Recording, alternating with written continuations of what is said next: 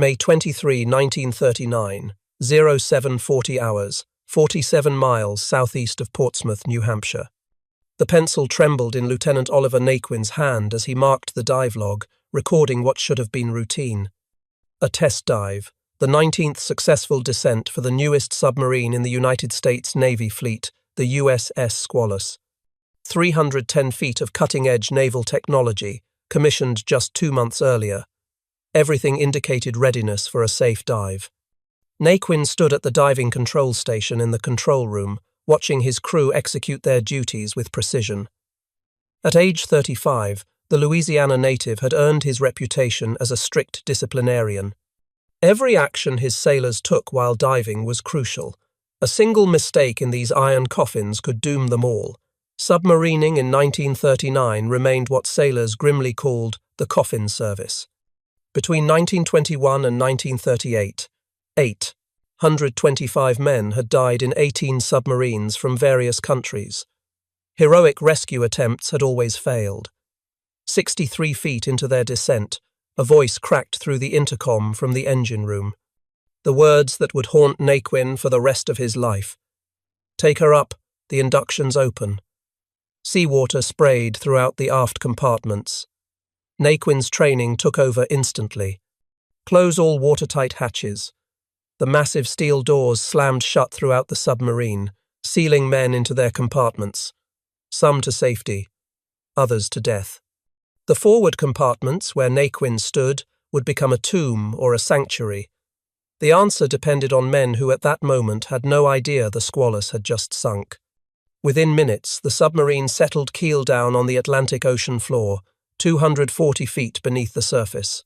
4 compartments flooded, 26 men dead. Drowned in the ice-cold water that had poured through the failed engine air induction valve. In the forward compartments, 33 men remained alive, 32 crew members and 1 civilian. Naval architect Harold Preble, who had been overseeing the submarine's test dive performance. The surviving men found themselves in 3 forward compartments separated by watertight doors. The control room held Lieutenant Naquin and most of the officers. The forward torpedo room contained sailors who had been preparing equipment. The forward battery compartment housed others. They huddled in darkness as the temperature dropped. Ice began forming on the bulkheads. The submarine's interior, normally kept at 65 degrees Fahrenheit, plummeted toward freezing as the Atlantic's 34-degree water leached heat through the steel hull. The toxic air caused some to vomit. Carbon dioxide levels rose with each breath. The chemical carbon dioxide absorbent canisters could only do so much. Some men developed splitting headaches. Others felt dizzy and disoriented. The chlorine gas, from seawater contaminating the battery cells, added another danger. Sailors worked frantically to isolate the batteries and prevent a catastrophic explosion. Their quick action saved lives even as the air quality deteriorated. Naquin ordered his men to stay calm, to lie down, to try to rest, not to talk. They needed to preserve their strength and conserve the limited air. He calculated they could last 48 hours if they didn't use too much oxygen. The men lay on the cold deck, wrapped in whatever clothing and blankets they could find. Some prayed silently. Others thought of their families. Some kept checking watches, counting the hours. Others tried to keep spirits up with quiet jokes, though voices trembled. The Squalus had missed her scheduled communication check. 1 hour passed, then another. At Portsmouth Naval Base, Commander Cyrus Cole realized something was catastrophically wrong. He ordered an immediate and massive rescue attempt. The USS Sculpin, the Squalus, sister ship, was dispatched to search for the missing submarine. But there was a problem that would prove nearly fatal. The Squalus' last transmitted coordinates were several miles from her true location. The Sculpin searched the wrong area for hours. As darkness fell on May 23, the families of 59 men waited for news, wives, mothers, children. They gathered at the Portsmouth Naval Base, their faces etched with fear. The women stood together trying to comfort each other. They helped organize food and coffee for the growing crowd. In the submarine community, everyone knew the grim statistics. No crew had ever been rescued from a depth greater than 20 feet. At 240 feet, the Squalus crew was beyond any proven rescue capability. The submarine's designers had anticipated this nightmare. Built into the Squalus were emergency systems that now represented the only hope for the trapped men. Naquin ordered the release of a marker buoy attached to a telephone cable.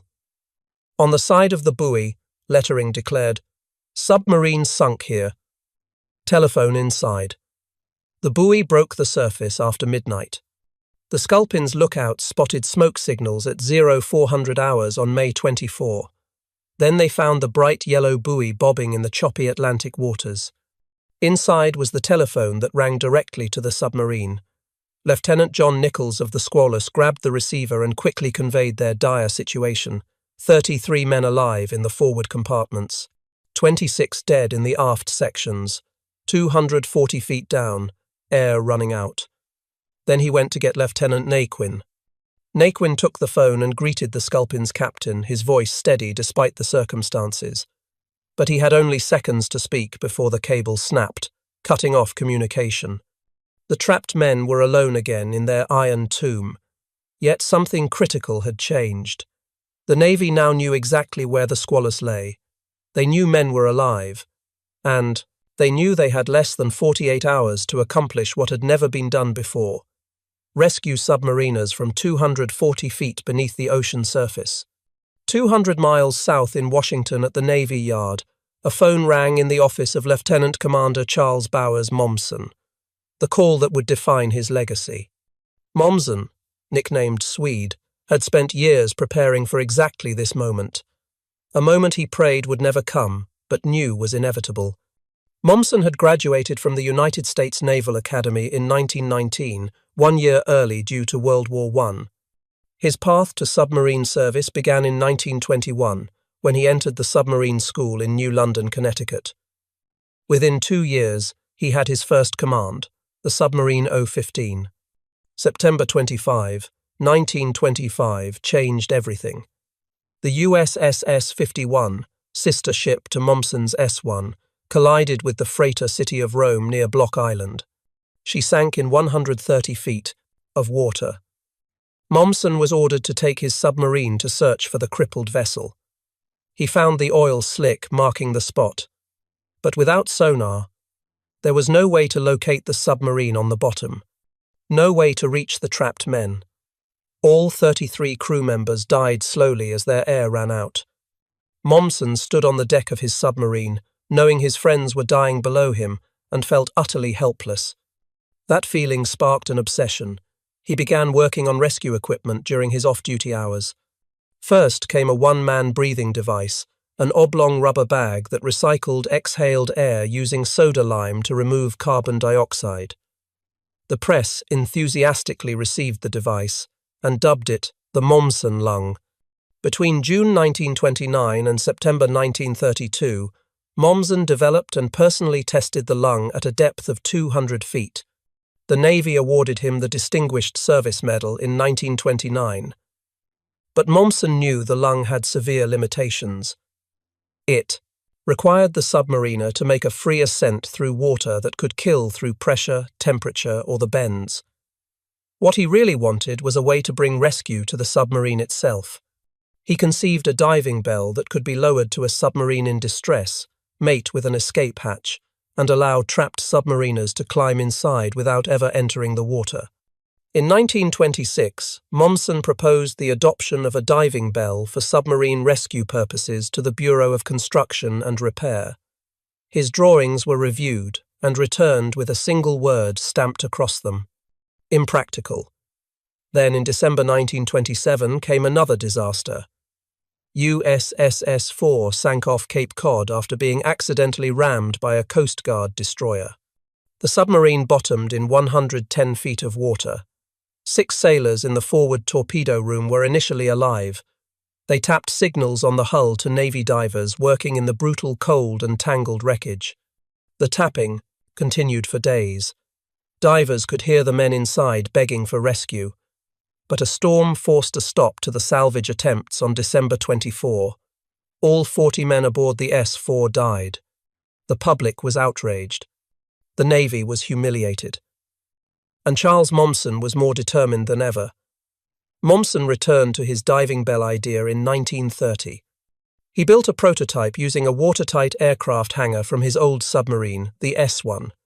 He tested it off Key West, Florida.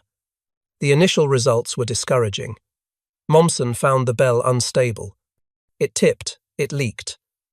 But before he could make the necessary modifications, the Navy ordered him to the Bureau of Construction and Repair to teach submariners how to use the Momsen lung.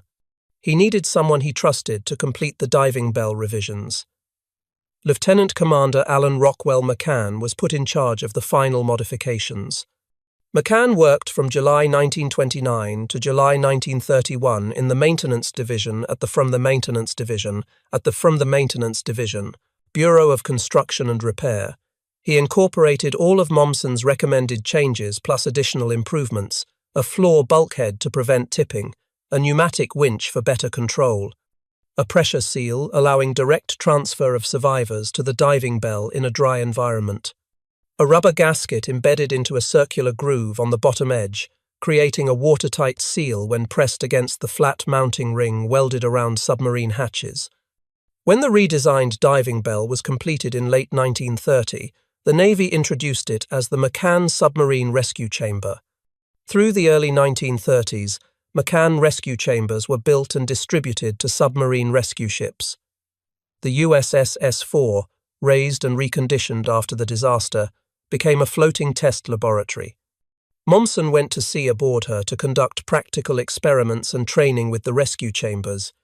But by 1939, despite years of training, the McCann rescue chamber had never been used in an actual emergency. It remained theoretical, unproven. Some in the Navy brass still considered it unnecessary. Now, at 0400 hours on May 24, 1939, Lieutenant Commander Momsen received the call that would prove either his vindication or his greatest failure. Momsen grabbed his diving equipment and assembled a team of the Navy's best divers. They jammed into a convoy of cars escorted by local and state police. The convoy screamed up the coast from Washington to Portsmouth, a distance of over 400 miles. They were traveling so fast that the police escort couldn't keep up as they passed through Boston. Red lights were ignored. Intersections were blocked for their passage. Momsen and his team arrived at Portsmouth at 04:15 hours on May 24. They had made the journey in record time. But would they arrive in time to save the 33 men trapped beneath the Atlantic?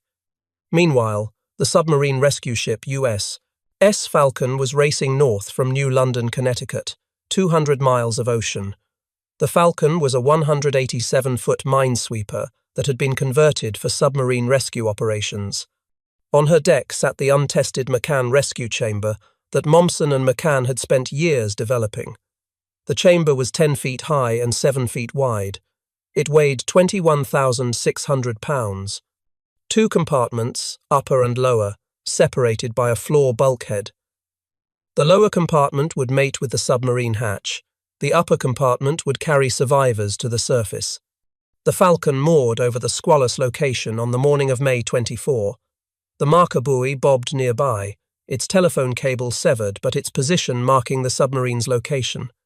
Commander Momsen took charge of the operation. His first task was to send divers down to confirm the submarine's exact position and condition, to attach guide wires that would allow the rescue chamber to descend directly to the escape hatch. The divers who would make this dangerous descent understood the risks better than anyone. 240 feet represented the extreme limit of diving operations in 1939. At that depth, water pressure reached over 100 pounds per square inch, 7 times normal atmospheric pressure. Every breath required enormous effort. The human body was not designed to function under such crushing force.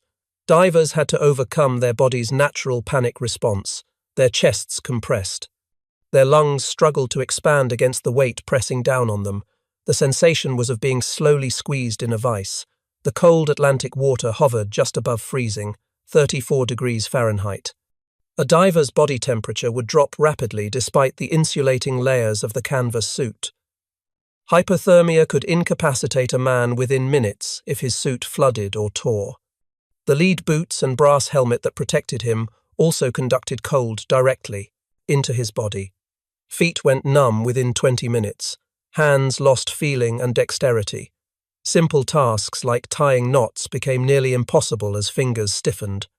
But the most insidious danger was nitrogen narcosis, the rapture of the deep, divers called it. At depth, nitrogen in compressed air dissolved into the blood and brain tissue, producing effects similar to alcohol intoxication. Judgment became impaired. Simple tasks became impossibly complex. Some divers experienced euphoria and removed their helmets underwater, convinced they could breathe the water. Others hallucinated. Still others became paranoid. Nitrogen narcosis had killed experienced divers at far shallower depths. The narcosis began around 100 feet for most men. By 200 feet, it was severe. At 240 feet, divers operated in a dreamlike state where thoughts moved through molasses. Every action had to be planned in advance, rehearsed mentally, because in the moment of execution, the diver might forget what he was doing. Mommsen and his team had pioneered the use of helium-oxygen mixtures that reduced nitrogen narcosis. By replacing nitrogen with helium, divers could maintain better mental clarity. But even with this innovation, 240 feet remained extraordinarily dangerous. If a diver ascended too quickly, nitrogen bubbles would form in his blood and tissues. The bends, officially called decompression sickness, caused excruciating pain. Joints locked. Blood vessels ruptured. Paralysis. Death. Divers needed to make carefully timed decompression stops during their ascent, spending minutes at specific depths to allow nitrogen to safely leave their systems. But in an emergency, when air was running low or equipment failing, those stops might be impossible. The diver had to choose between probable death from the bends or certain death from drowning. Visibility at 240 feet was measured in inches. The Atlantic waters off New Hampshire carried sediment and plankton that scattered light. Even with powerful underwater lamps, divers often worked by feel alone. They could not see their own feet. They navigated by intuition and experience, feeling their way along guide ropes, trusting their training. The water current could grab a diver and slam him into the submarine hull or tangle him in cables.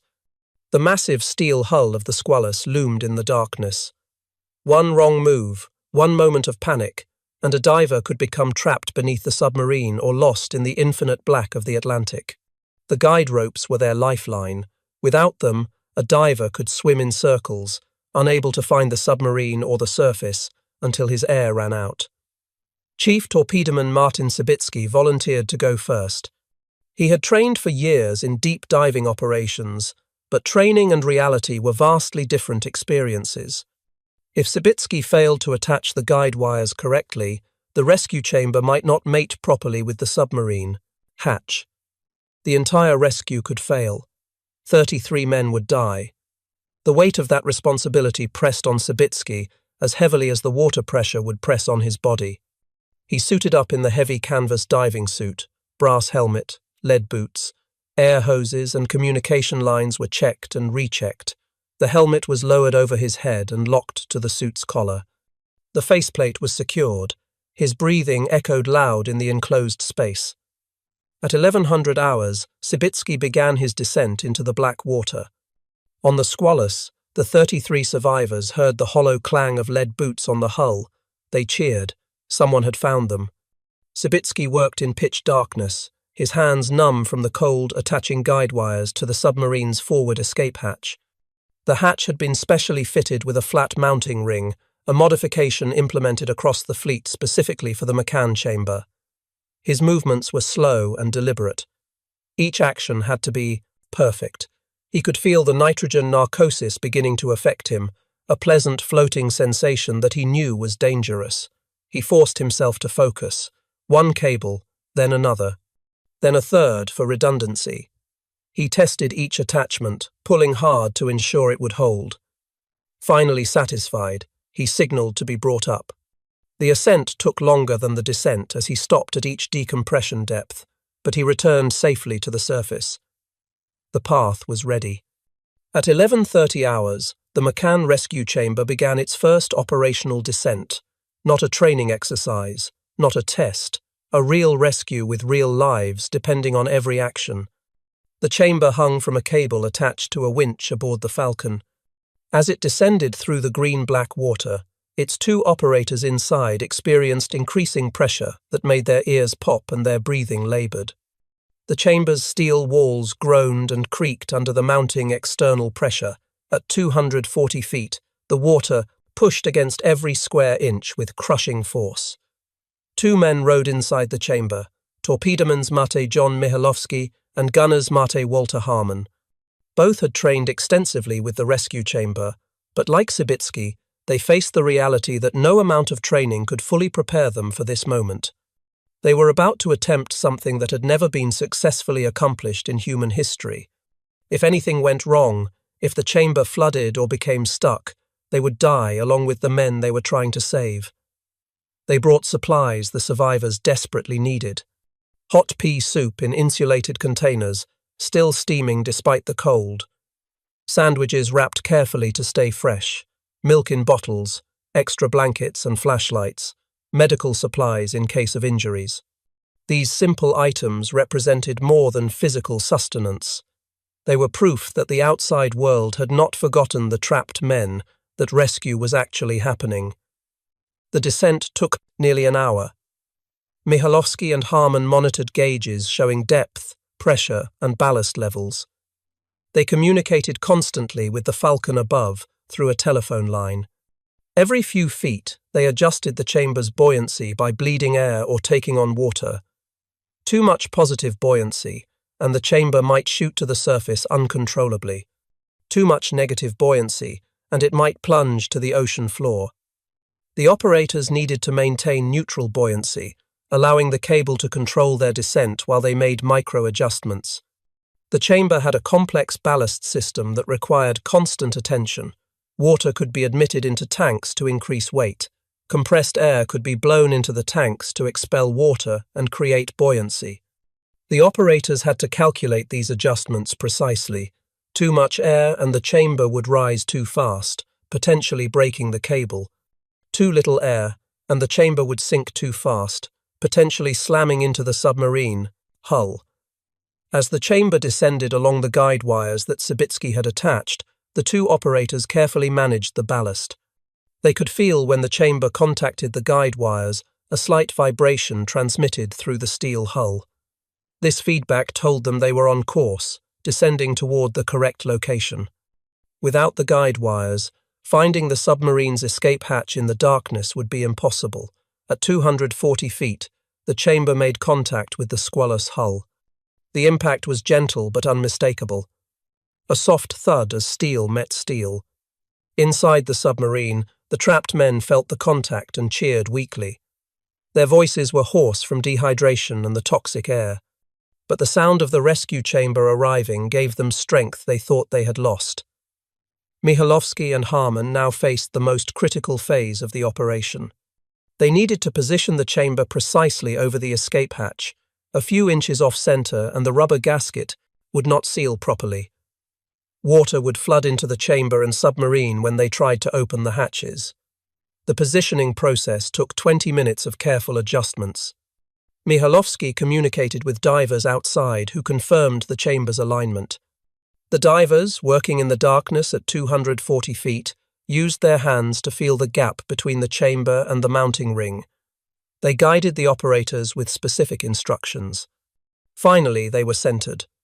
The downhaul cable was attached to a special bail welded over the submarine's hatch. A diver had to attach this cable from outside, working by feel in the darkness. Once attached, the cable could be winched tight, pulling the chamber down firmly against the flat mounting ring around the hatch. The operators began winching. Slowly, steadily, the chamber pressed against the hull. The rubber gasket on the bottom of the chamber compressed against the mounting ring, creating what they hoped was a watertight seal. Now came the moment of truth. Water in the lower compartment of the rescue chamber needed to be blown out using compressed air, If the seal leaked, seawater would pour in as fast as they could pump it out.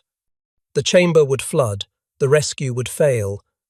Mihailovsky opened the compressed air valve. The sound of rushing air filled the chamber. Water began draining from the lower compartment into the ballast tanks. The operators watched the water level drop. 6 inches, 1 foot, 2 feet. The seal was holding. The chamber's pressure increased as they filled it with air, equalizing with the pressure inside the squalus. This equalization was essential. If the pressure remained unequal, the hatches would be impossible to open. The pressure differential would hold them shut as firmly as if they were welded closed. Gauges showed the pressure rising. 40 pounds per square inch. 50. 60. Equal to the submarine's internal pressure. The pressurized air in the lower chamber was then released into the upper compartment and vented to the surface through a hose until the chamber and submarine reached equal pressure. This venting process had to be done slowly and carefully. Too fast, and the pressure changes could cause injury to everyone inside both the chamber and the submarine. Only after complete pressure equalization could the hatches be safely opened. Mihailovsky unlatched the chamber's bottom hatch. It swung open freely. He could see the submarine's hatch below him, just a few feet away. He unlatched the submarine's hatch and pushed it open upward. He was greeted with the pale, exhausted faces of the squalus crew. Men who had spent nearly 24 hours in a freezing tomb, wondering if they would ever see daylight again. Mihailovsky passed down the hot soup and food. One survivor slurped his hot soup and managed a joke. "Where in the hell are the napkins?" The small moment of humor broke the tension. These men were going to survive.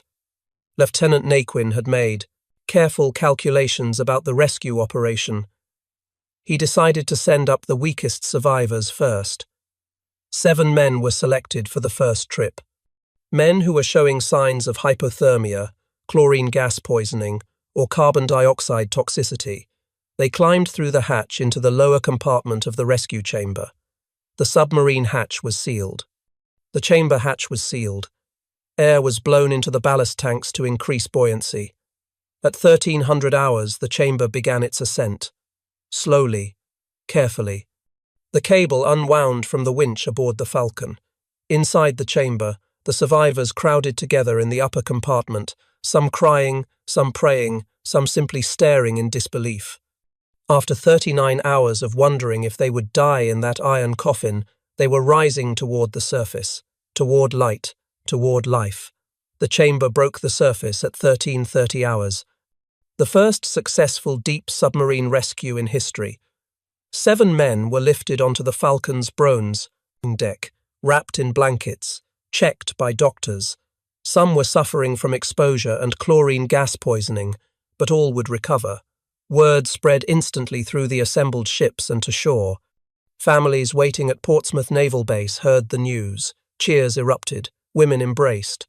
Some collapsed in relief. The chamber works. They can be saved. But there was no time for celebration. 26 men remained trapped below. The weather was deteriorating. The seas were getting rougher. The wind was picking up. Each minute that passed increased the risk that conditions would become too dangerous to continue operations. Chief Machinist's mate William Badders operated the McCann chamber more than anyone else in training. He knew the equipment intimately. He understood its capabilities and limitations. He also knew the weather window was closing. Badders made a decision that may have saved lives. Against the planned schedule, he brought up 8 men on the second trip instead of the planned 7. The chamber was designed to carry 7 survivors plus 2 operators. 8 survivors would push the limits, but Badders judged the chamber could handle the extra weight. Lieutenant Commander Mommsen watched the chamber rise and thought it looked heavy. The cable strained under the load. When Badders surfaced, Mommsen told him, "You brought out too many men on this trip, but do it again." Mommsen understood Badders' reasoning. Better to push the equipment than to leave men below if conditions worsened. Badders made the third descent at 1500 hours. 9 more men climbed into the chamber and rowed it to the surface. The chamber was now seriously overloaded. carrying 9 survivors plus 2 operators. But the equipment held. By 1800 hours, only 7 men remained in the Squalus. Lieutenant Naquin and 6 others. One more trip would complete the impossible rescue. The 4th descent began at 1841 hours. Everything proceeded normally. The chamber descended along the guide wires, made contact with the hull, sealed. The last 7 men climbed inside. Lieutenant Naquin, the last to leave his submarine, sealed the hatch behind him. He took one final look at the control room where he had commanded the Squalus for 2 months. Then he climbed into the rescue chamber. The chamber began its ascent towards safety. Then disaster struck. The steel cable connecting the chamber to the Falcon became fouled. Something had gone wrong with the winch mechanism. The chamber stalled at 100 feet below the surface. Inside, the 7 survivors and 2 chamber operators realized they had stopped moving. The cable was twisted, damaged. If it snapped completely, they would plunge back to the bottom. The chamber would be crushed by water pressure. Everyone inside would die. On the Falcon, Mommsen and his team worked frantically. They could not risk pulling harder on the cable. It might break completely. They needed to lower the chamber, back to the submarine, level the load, and somehow fix the fouled cable. 2 divers prepared to descend in the dark. Night had fallen. The seas were rough. Diving conditions were as bad as they could be while still attempting work. Chief Torpedoman Walter Squire volunteered first. He descended through the black water, fighting the current. He found the fouled cable wrapped around itself, kinked and twisted. He worked to remove it, but he could only partly succeed. His efforts sent the chamber bouncing across the Squalus hull. The men inside were thrown about. Some were injured by the violent movements. Torpedoman's mate Jesse Duncan was sent down next to remove the half-broken wire completely. Duncan descended into the darkness, his powerful underwater lamp barely penetrating the murk. He found the cable and began working on it, but Duncan became entangled in the cable. His air hose wrapped around the twisted steel. He couldn't free himself. Running out of air and delirious from nitrogen narcosis, he barely made it back to the surface alive.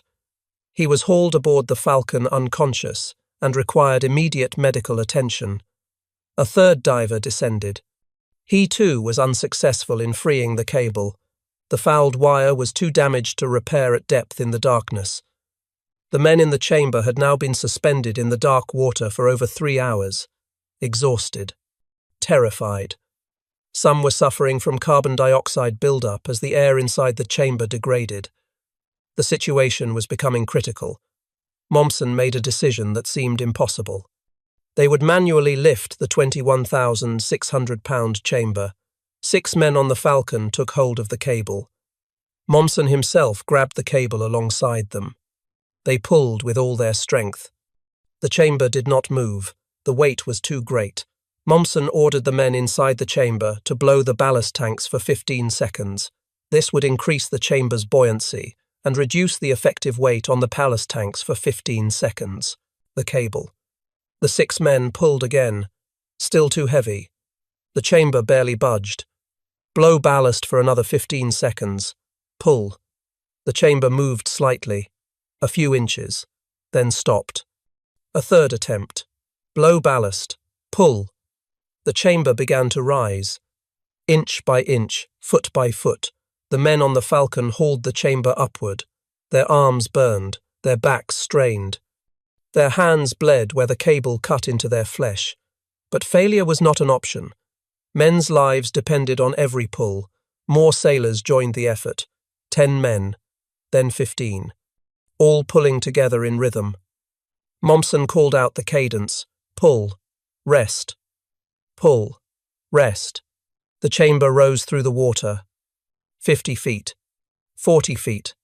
30 feet. The cable creaked and groaned. Everyone feared it would snap at any moment, but it held. At 00:30 hours on May 25, 39 hours after the Squalus sank, the rescue chamber broke the surface for the final time. Lieutenant Oliver Naquin and 6 other men were lifted onto the deck of the Falcon. All 33 survivors had been rescued. 4 separate trips to a depth of 240 feet. 13 hours of continuous operations, 33 lives saved. The device that Charles Momson had conceived after watching helpless as the S-51 crew died had finally achieved its purpose. The news spread across the nation and around the world. Newspapers ran front-page stories about the miraculous rescue. Photographs of the survivors wrapped in blankets arriving at Portsmouth Naval Yard became iconic images. The families waiting on shore erupted in celebration when the final group arrived. Wives embraced their husbands. Children clung to their fathers. The relief was overwhelming. The Squalus rescue represented more than just 33 saved lives. It shattered the fatalistic assumption that submarine disasters meant certain death. For the first time in history, submariners had hope that rescue was possible even from depths previously considered unreachable. The Navy moved immediately to expand the McCann chamber program. More chambers were built and distributed to submarine rescue ships around the world. Training intensified. Procedures were refined based on the lessons learned during the Squalus operation. The men who made the rescue possible were recognized for their extraordinary heroism. Chief Machinist's Mate William Badders received the Medal of Honor for his critical decision to bring up more men than planned and his skilled operation of the rescue chamber under deteriorating conditions. Chief Torpedoman John Michalowski received the Medal of Honor for making the first dangerous descent in the chamber and establishing contact with the trapped crew. Chief Boatswain's Mate Orson Crandall received the Medal of Honor for his diving work attaching the guide cables under hazardous conditions. Chief Metalsmith James MacDonald received the Medal of Honor for his repeated dangerous dives, attempting to free the fouled cable during the final ascent. 46 others were awarded the Navy Cross for their roles in the rescue operation. Commander Cyrus Cole received the Distinguished Service Medal for leading the overall operation with skill and determination. Lieutenant Commander Charles Momson received commendation from the President of the United States and the Secretary of the Navy.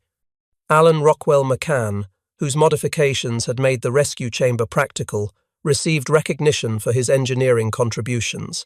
But the story of the Squalus was not finished. 26 men remained entombed in the flooded aft compartments.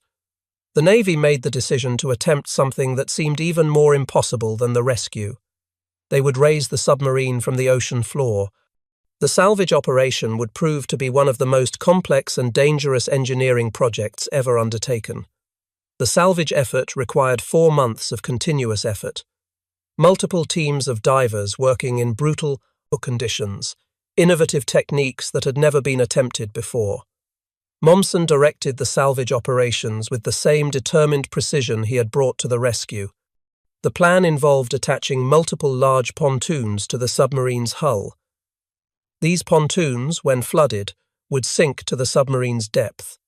Once attached, compressed air would be pumped into them, creating buoyancy to lift the submarine.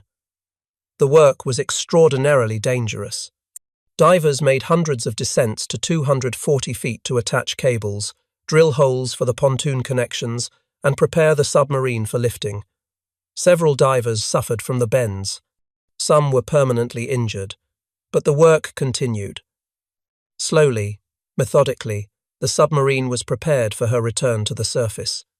The pontoons were massive steel cylinders, each capable of providing thousands of pounds of lift. They had to be precisely positioned and attached. If one broke free during the ascent, it could cause the big submarine to roll or sink back to the bottom. The calculations were complex. The margin for error was 0. Navy engineers worked around the clock computing buoyancy, weight distribution, and lifting forces. On September 13, 1939, the Squalus broke the surface. The submarine emerged slowly, pontoons on either side keeping her upright. Water streamed from every opening. She was towed carefully back to Portsmouth Naval Yard where she was placed in dry dock. The sight of the raised submarine drew thousands of spectators. Some came to witness history, others came to mourn. A Navy Board of Inquiry concluded that a mechanical failure in the operating gear of the engine air induction valve had caused the disaster. The valve, which should have closed automatically when the submarine submerged, had remained open. Seawater poured through the 36-inch diameter opening, flooding the aft compartments in minutes. The investigation exonerated the Squalus crew, and A.T. Umard commended Lieutenant Naquin for his outstanding leadership during the crisis. His calm command had kept the survivors alive long enough for rescue to arrive. Based on the findings, the Navy converted submarine hull valves to quick-closing flapper valves to prevent future similar tragedies. The modification was implemented across the entire submarine fleet. The Squalus disaster, though tragic, led to improvements that saved countless lives in future years. 25 bodies were recovered from the wreckage during the salvage operation. The men were found in the flooded compartments where they had drowned. Some had been thrown against bulkheads by the force of the incoming water. Others had drowned trying to reach watertight doors.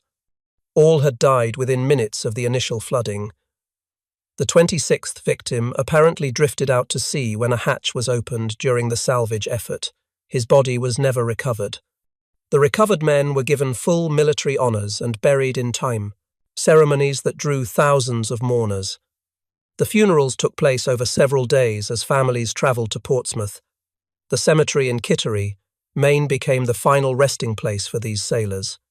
Their graves stand in neat rows, a permanent reminder of the price of submarine service. The Squalus itself was repaired, refitted with new equipment, and returned to service. But she would never again bear the name associated with disaster. On February 9, 1940, the submarine was recommissioned with a new identity: USS Sailfish. The rechristened submarine would go on to serve with distinction throughout World War II. Under various commanding officers, the Sailfish conducted 9 war patrols in the Pacific Theatre. She departed Portsmouth on January 16, 1941 for the Philippines. When war broke out in December 1941, Sailfish was one of the few submarines in position to immediately engage Japanese forces.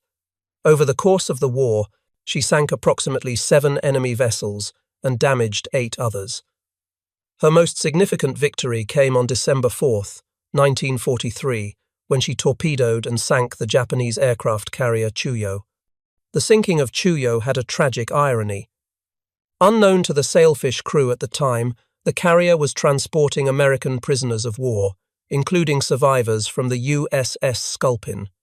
The Sculpin, which had searched for the Squalus and been present during the rescue, had herself been sunk by Japanese depth charges on November 19, 1943. 21 Sculpin survivors were captured and placed aboard Chuyo for transport to Japan. When Sailfish torpedoed Chuyo, the carrier sank quickly. Only one of the Sculpin survivors survived both sinkings.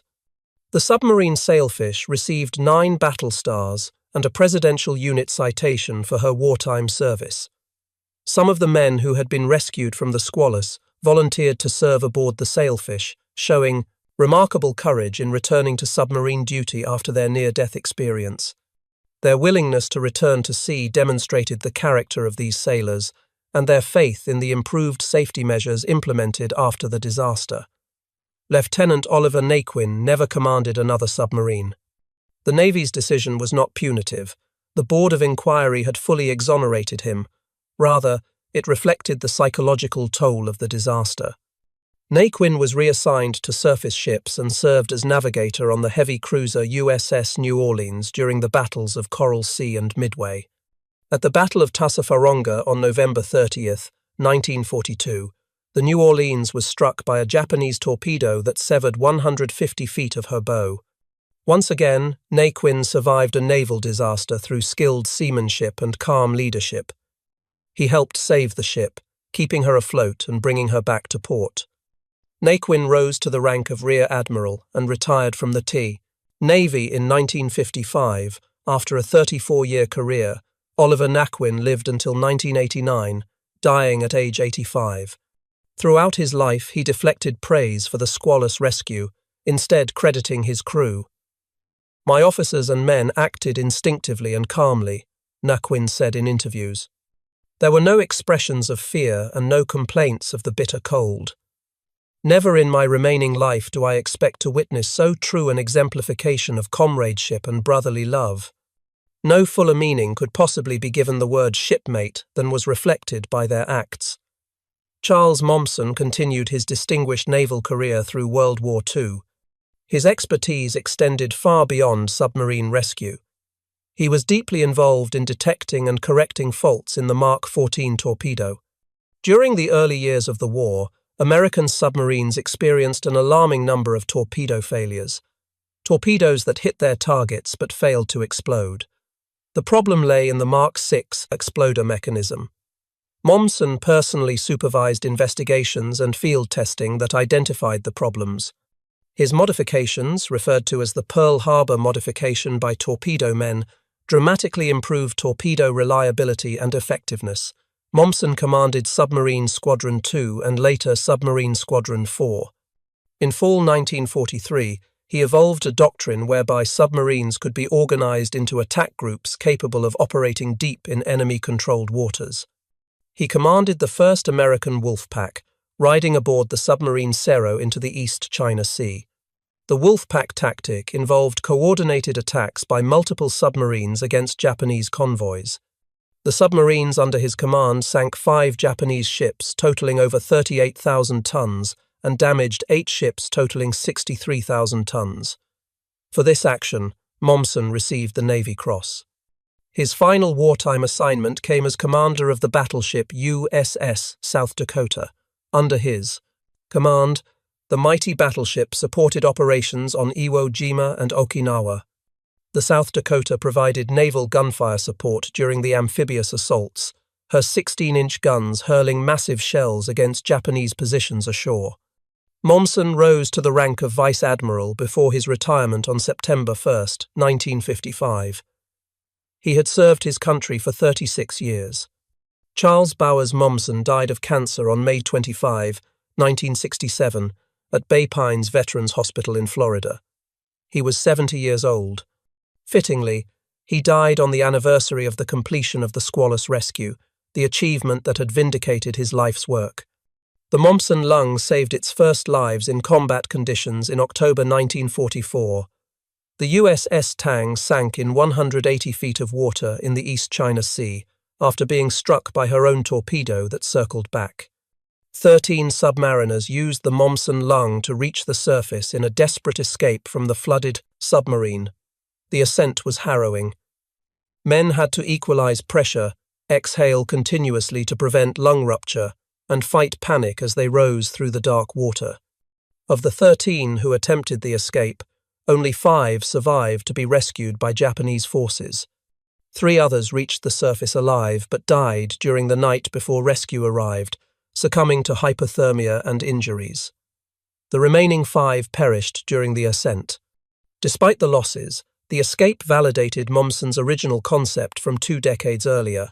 Without the Mommsen Lung, none would have survived. Modern submarine rescue systems are direct descendants of Mommsen's innovations. Today's submarine rescue chambers can operate at depths up to 850 feet. The pressurized rescue module, developed in the 1990s, can descend to 2,000 feet and carry up to 18 people. These systems incorporate lessons learned from the Squalus rescue, refined through decades of technological advancement. The fundamental principle remains the same. A pressurized chamber mates with the submarine's escape hatch, allowing survivors to transfer without entering the water. Every submarine in the United States Navy is equipped with rescue features that trace their lineage back to the modifications Mommsen championed. Escape trunks allow personnel to exit the submarine individually.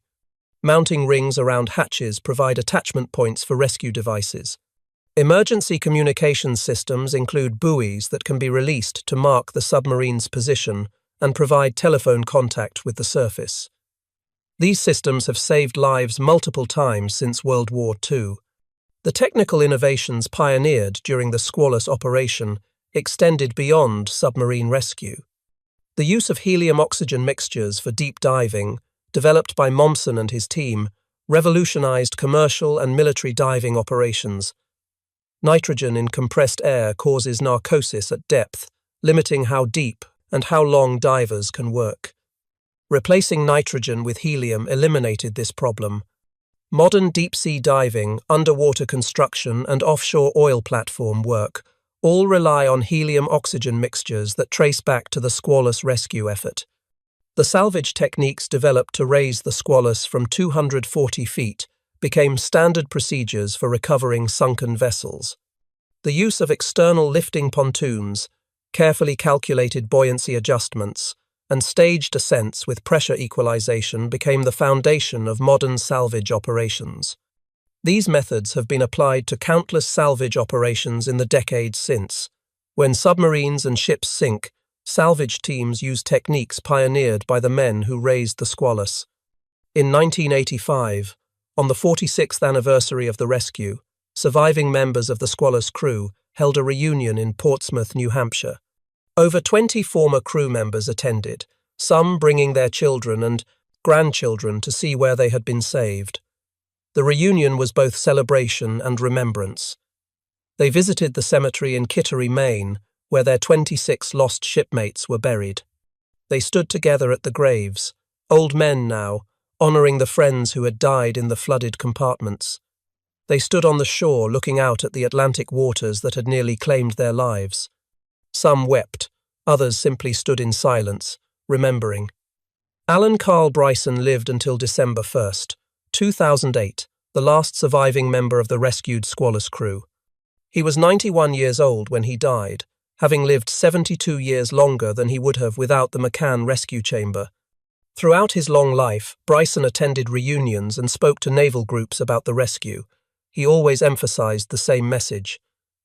The men who saved us were heroes, but the real hero was Swede Momsen. He never gave up preparing for a disaster he hoped would never happen. When it did, he was ready. Innovation often faces resistance from established institutions. Visionaries who challenge conventional wisdom are marginalized, their ideas dismissed as impractical or unnecessary. Yet history belongs to those who persist, who continue working when others declare their efforts futile, who prepare for the worst while hoping for the best. Charles Momsen tested the Momsen lung on himself at 200 feet depth, risking his own life. He advocated for the diving bell despite repeated rejections. He trained divers and refined procedures for disasters that had not yet happened. When the call came on May 24, 1939, he was ready. The submarine USS Squalus lies at the intersection of disaster and triumph. 26 men died in her flooded compartments, a sobering reminder that submarine service carries inherent risks. But 33 men survived because one officer refused to accept that submariners were doomed, because he spent years developing an equipment others dismissed, because he prepared for the worst day of his professional life. When that day came, Swede Momsen and his team achieved what was considered impossible. They brought every living soul to the surface. They proved that hope and human ingenuity could triumph over the crushing darkness of the deep.